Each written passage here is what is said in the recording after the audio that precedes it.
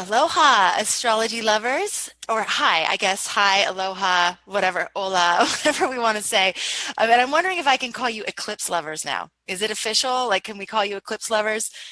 Because I would like to.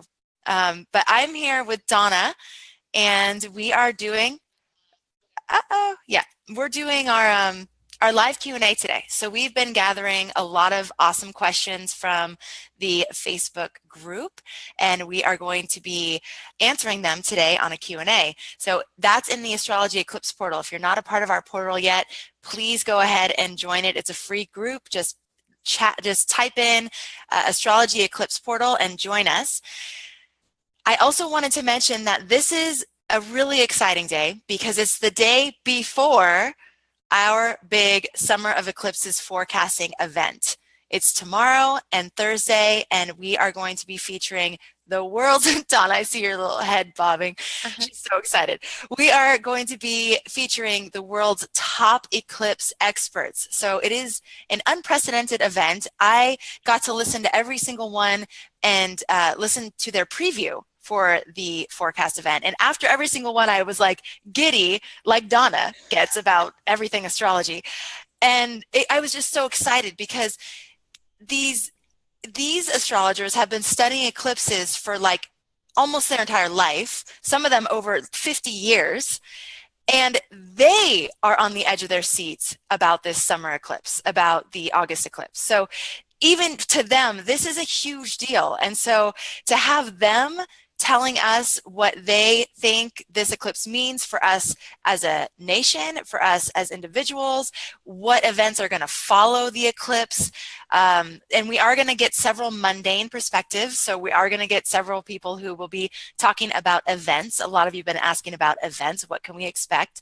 And then there will be other astrologers that are going to be focused more on the transformation, on what this means for you as an individual and what the opportunity is in terms of your own transformation, your own growth, your own evolution. So we're going to have a lot of different perspectives. It's entirely free.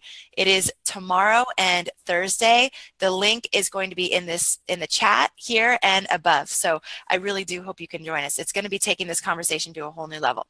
So Donna, with that said, and actually, of course, Donna's on the panel as well. Donna is so excited.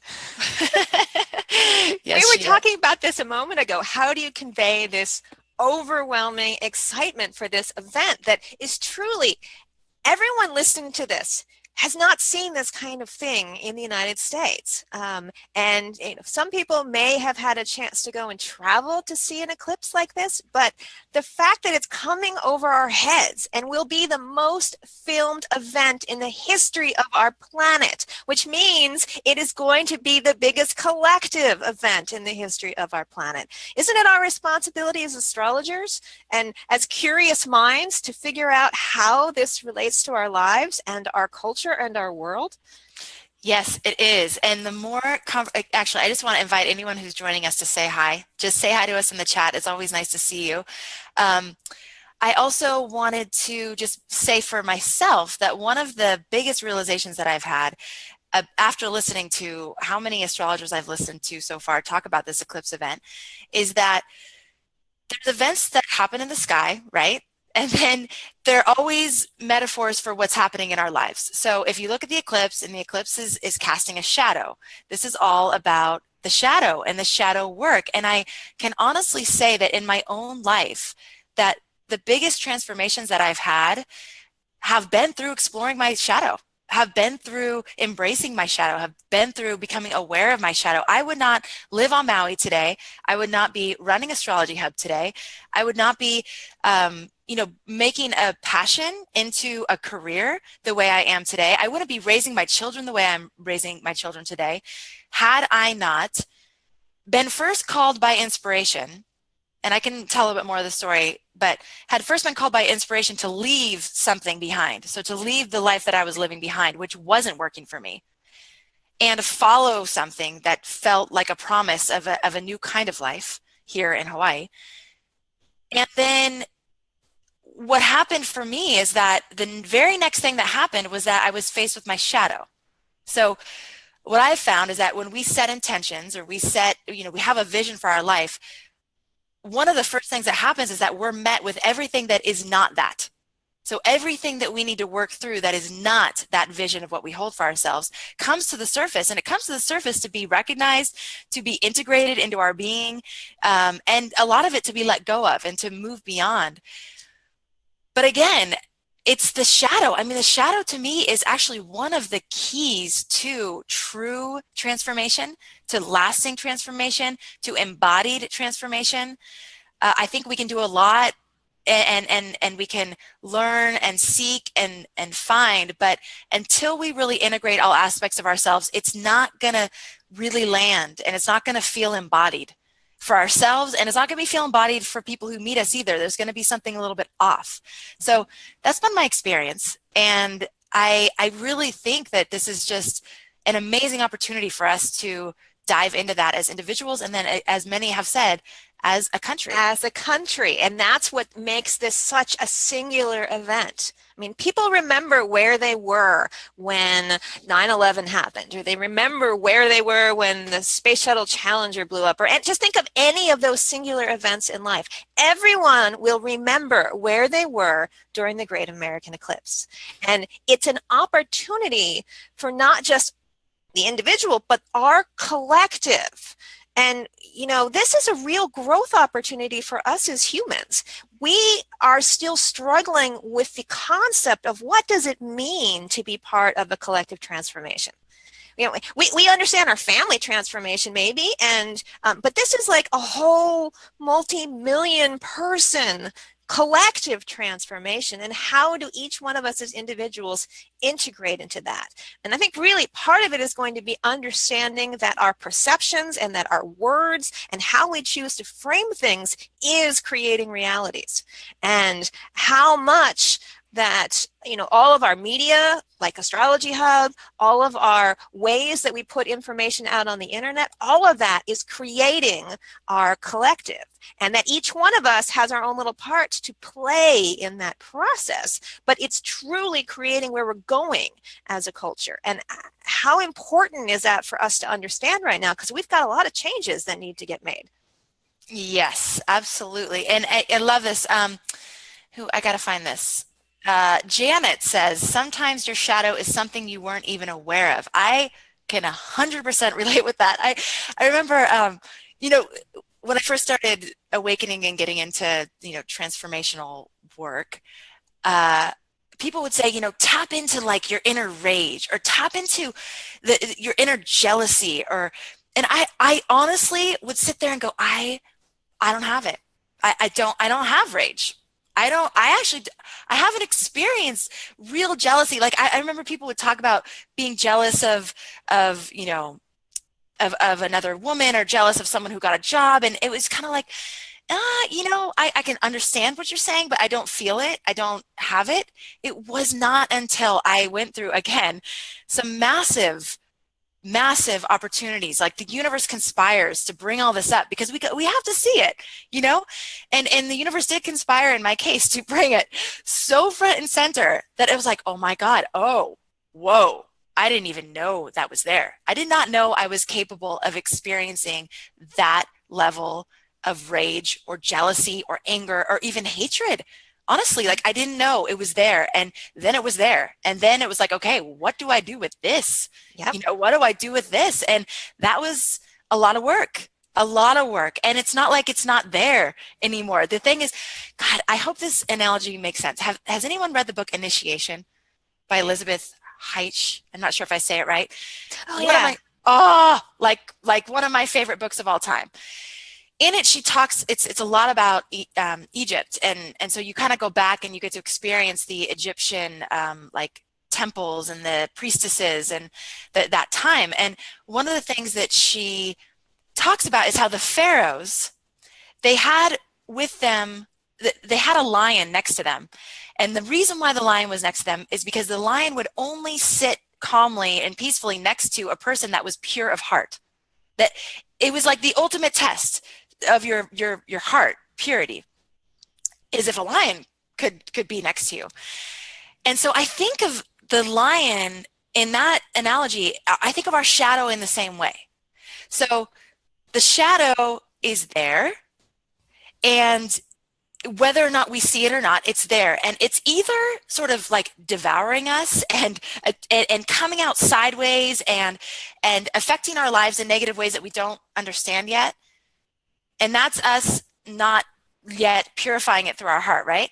Or it's peaceful and it's next to us and we keep it close because we know it's there and we know it has the potential to attack and bite and hurt and kill even. But we are working that energy through our heart so that it can be next to us and it can actually be a source of power and a source of our greatest gifts. Truly. Okay, Amanda, I am so proud of you for just summing up the best eclipse story ever. You know why? Because the eclipse is in Leo, which is a lion. And it's on the star Regulus, which represents the heart of the lion. Yeah. So that is literally what this eclipse is about. And it's about that for our whole country. Okay, well, that is great. I'm really glad I went there. It's been hard for me to verbalize that analogy. I've tried before, and it's like, the lion with the shadow and the thing. It's like, okay, but there we have it. So everyone needs to read Initiation. I mean, I don't want to say that. It's a great book. I've recommended it to other people who are bored by it. I'm like, whoa, really? But it's one of my favorites of all time. If you feel any connection to that Egyptian time, like literally when I was reading it, it was like I was remembering. It wasn't like I was reading a story. It was like, oh yeah, okay, yeah, I remember that. I remember that. This is why an eclipse in Leo is so powerful, because Leo is ruled by the sun. It is the sun's home. And so when we bring shadow right into the heart of the sun, I mean, this is where, everything hits reality. It's like, who do you want to be right in our faces? And what's happening this summer, what's happening around this eclipse is, again, calling us to, clean up our own shit, because we can't, clean up a bigger one, because it's, the collective is just a whole bunch of individuals, but it's also more than that. And so how are we going to learn to work with our collective psyche? And what role can each one of us play in shifting the collective psyche? And I am rather sure that it's going to require us to be able to move up to working on that collective ceremonial level and start working there as well, to be able to change the direction of the whole. Yeah, and we can't do that if we're so bogged down by our own shit, as you just said. So this is the opportunity, everybody.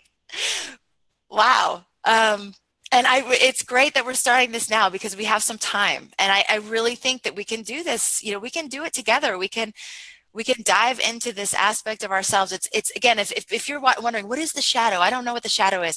The shadow is the thing that when you show up at a party or you show up on a first date, it's the thing that you would never want to lead with. Actually, you don't want anyone to know ever, really. It's that thing about yourself that you think is so, and actually there's a flip side to this. I want to make sure I mention that, but it's the thing that you think is so disgraceful, so disgusting, so ugly, so whatever, that no one would love you if they knew. If they knew this thing about you, they wouldn't love you anymore. You wouldn't be accepted anymore. And that's not true, first of all. But it's very convincing in its story to you, that it makes you completely unlovable, whatever this thing is. It's also the thing about you that is your greatness, that has also been put in the shadows, so to speak. So it's don't be too loud. Don't be too pretty. Don't be too enthusiastic. Calm it down. Chill out. You're too much this. You're too much that. Whatever that was, whatever that is in you, that from an early age was discouraged from being expressed. But is that a part? It's a part of your essential expression. I see my little girls do this all the time. They're big.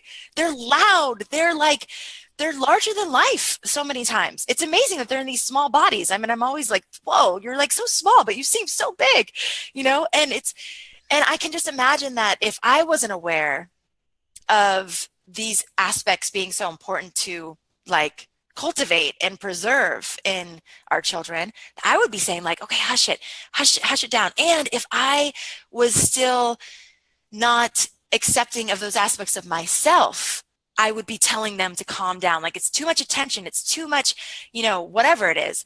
Like, I mean, I was the person who was afraid to be on video. I was the little girl who was like, no, don't take a picture of me and don't have the camera in front of me. It was embarrassing. I didn't know how to act. I didn't know what to say. So what you see of me was not what I always was. It was part of like integrating and accepting these aspects of myself that got me to a point where I could do this. So that's why I And said, go ahead. doing this is absolutely essential, because if you weren't doing this, if I weren't doing this, then we wouldn't be having this Astrology Hub journey at all.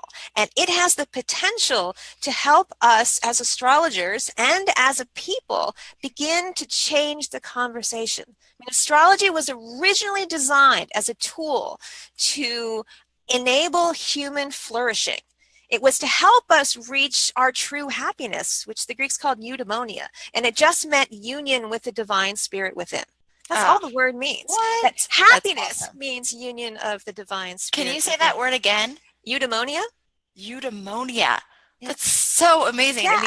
It means union with the divine spirit within. Right, because What? eu is the Greek word for good, and daimon is the word that we use for our guiding planet, our guiding tutelage spirit. And Isn't so it amazing, Donna, that yeah. we need like 10 words to describe that one thing that they had a word for? Like, it was so well known in their language that they had one word for it, and we have to be like, you mean it means blah, blah, blah, blah, blah? Like, Now, even more profound, okay, eudaimonia is the word that the founding fathers, when they were writing, the American founding documents, when they talked about that the American purpose is the pursuit of, life, liberty, and the pursuit of happiness.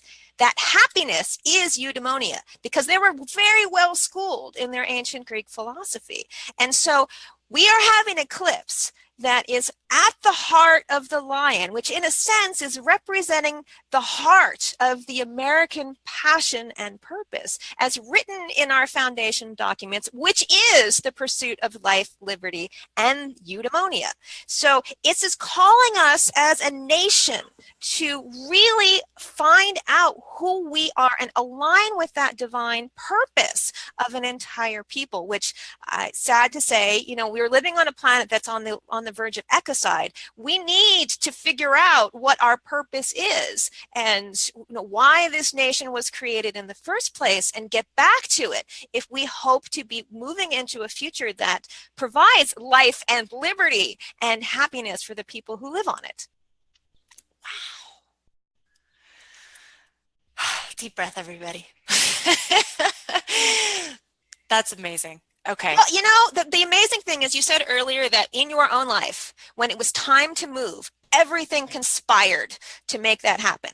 When astrologers look at this eclipse, we say, oh my gosh, it's like the entire cosmic script is conspiring. This eclipse is coming across the United States. Point one. This is happening. The first eclipse of this series happened right opposite the United States' sun. Point two. The first event in the eclipse was tied up with our first constitution in the United States. Point three. And it's tied up with the chart of our current president, point four, who happened to be born on an eclipse himself. That's point five. How many ways do you need to see this in order to go, wait, I think this is an important moment. We're supposed to pay attention, because there's a flashing neon sign going, look here. So. Wow.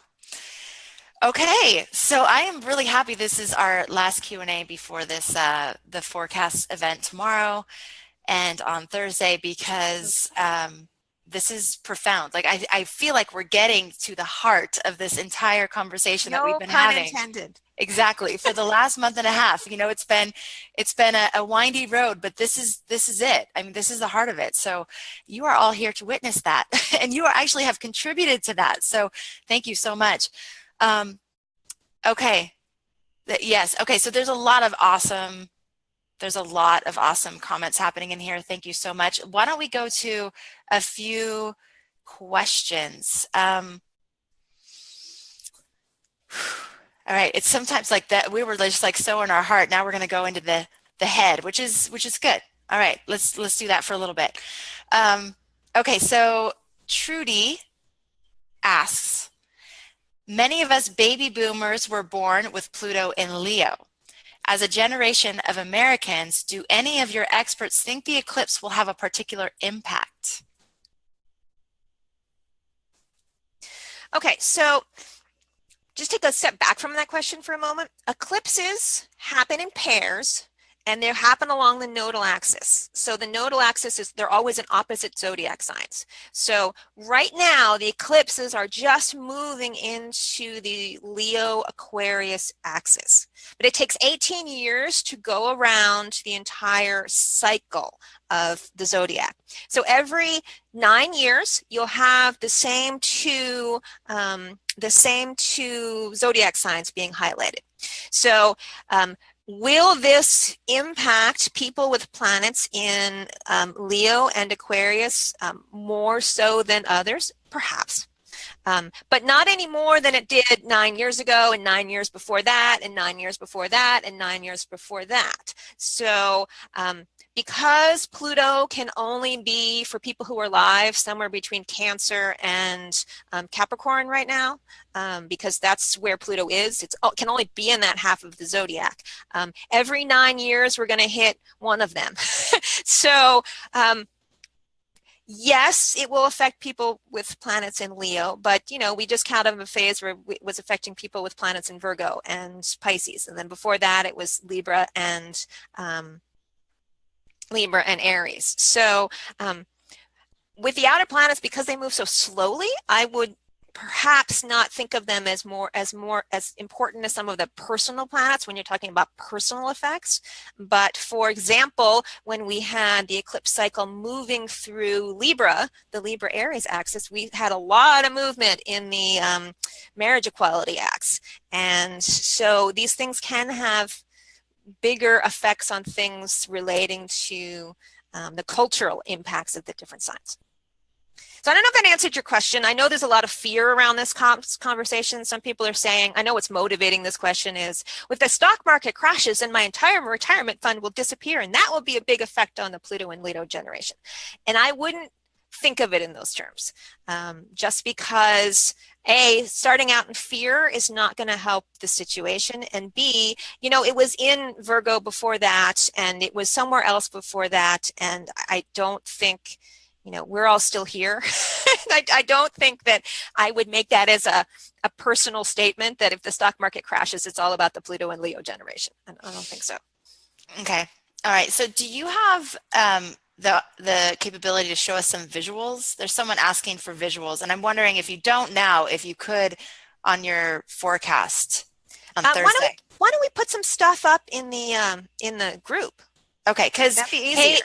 Kate would like to know, will you please show the transits to the U.S. chart along with the eclipse chart, as well as Trump's chart compared to the eclipse chart? Yeah, that's a lot of charts. Why don't we make a special folder, and so people can surf on over to the group, and we can make sure that they are there so people can take a look at them and analyze them in a little more depth. Okay, awesome. Okay, Mary asked a really good question. She wants to know, when looking for the astrology chart for a particular country, how do you decide which one is appropriate to use if there are multiple charts available, but no clear consensus about which one is accurate? Oh yeah, welcome to astrology. Yeah, seriously. Okay, I'm going to just give you a little visual aid on this one. I have books. These the way they used to come, like big books, and they just have pages and pages and pages and pages of charts from different countries, and they come in different flavors, and none of them agree. I would guess that best thing you can do is look at the different ones and see how they relate to events that happened in the timeline of the different entities involved or the different countries involved. But astrologers don't even agree on the chart of the United States. So generally speaking, they'll use the founding chart, but what founding means is always a point of contention. Okay. All right. I love this. Kathy says, this is back to our Pluto and Leo question. I see it as a call to action for the Pluto and Leo generation. Kathy, I'd love to hear what you think the call to action is.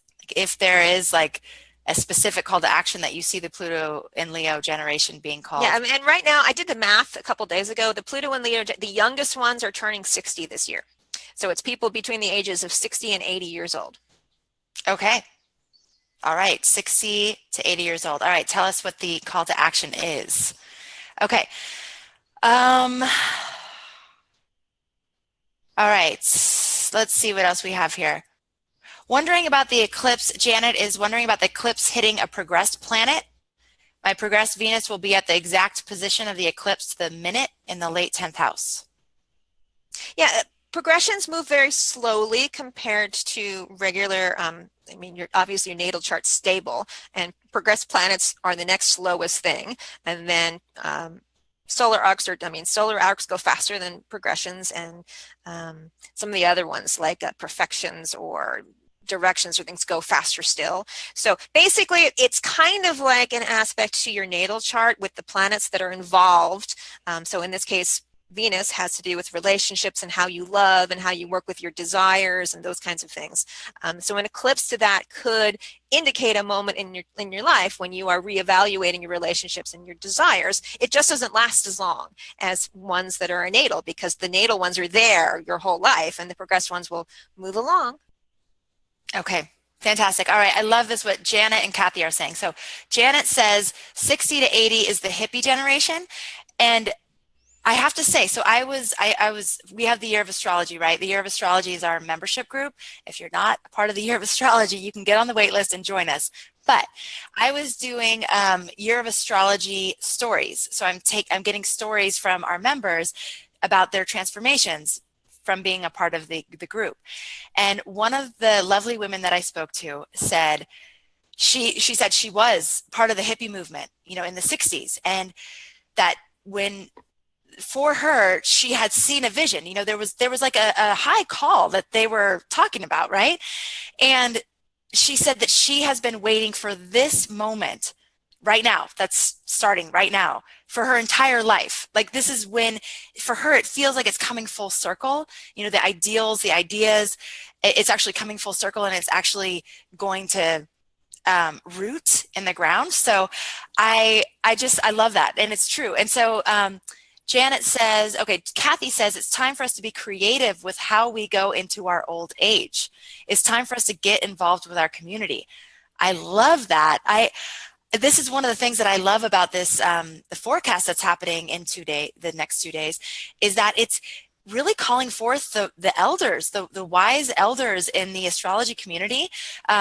One person commented under Christine Aaron's video that we had posted, wisdom from the crone. And some people don't like that word, and some people like that word, but really it's that the elders, and one of the things that I think about a lot is that we have so lost that connection in our current society. And I ache for it. I yearn for it, that connection with the wisdom of the elders and the lineage. That might be my Capricorn in me, but I agree with you that, Kathy, this is an opportunity for you all to step up and really share your wisdom and your experience, because there's nothing like it. And so, yeah, this is a great opportunity for that.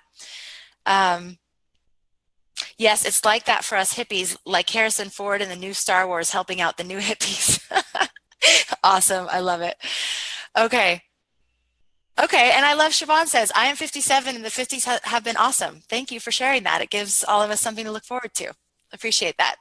I love that message so much better than, don't get old. It sucks. Life is just downhill after whatever age. Well, Pluto in Leo has the benefit of being young at heart, because Leo is about the heart, and that's the message that the whole generation is seeded to give to the collective, is always stay in your heart. And here we have an eclipse at the heart of Leo, and asking us, are you going to go quietly into the night? Well, this generation is going to say no.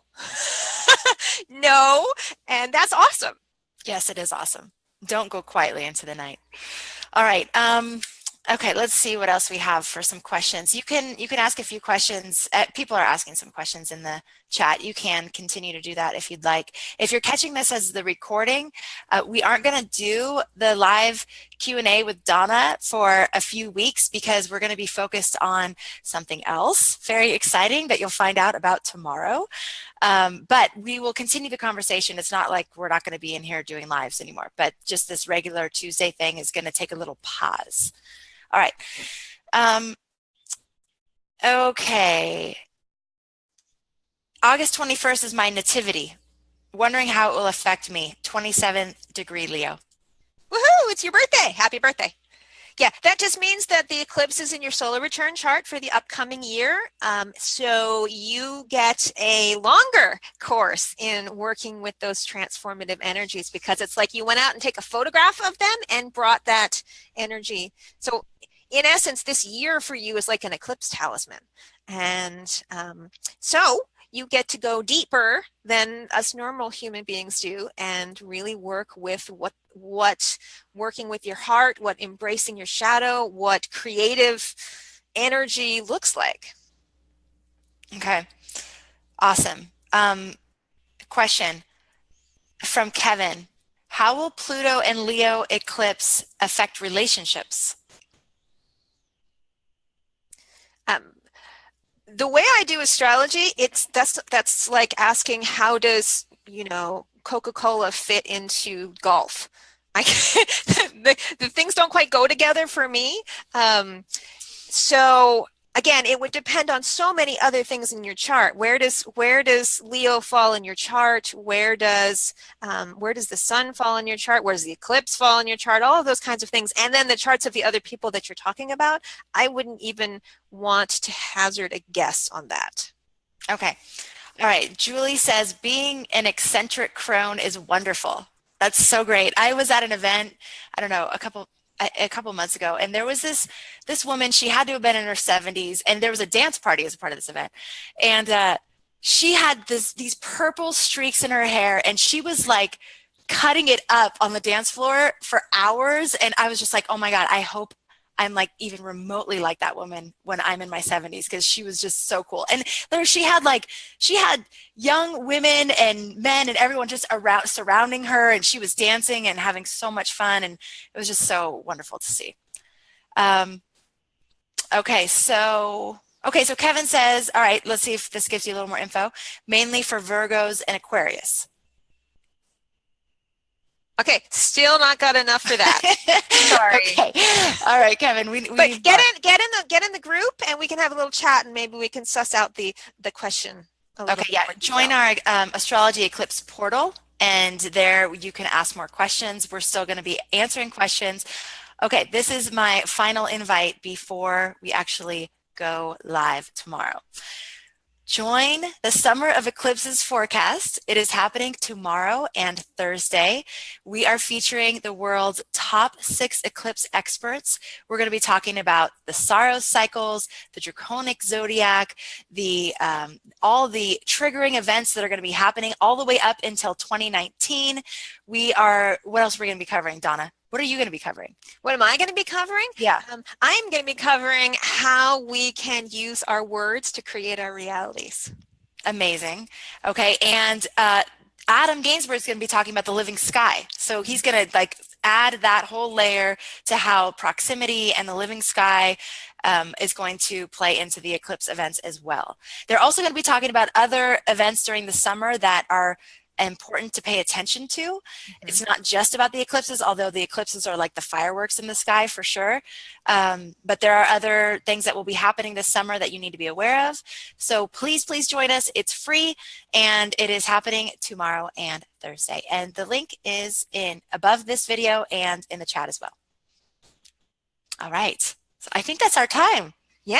Thank you, Amanda. Thank you, everybody, so much for joining. This is a really fun one today. Appreciate your time and can't wait to see you tomorrow. All right. Take care, everybody.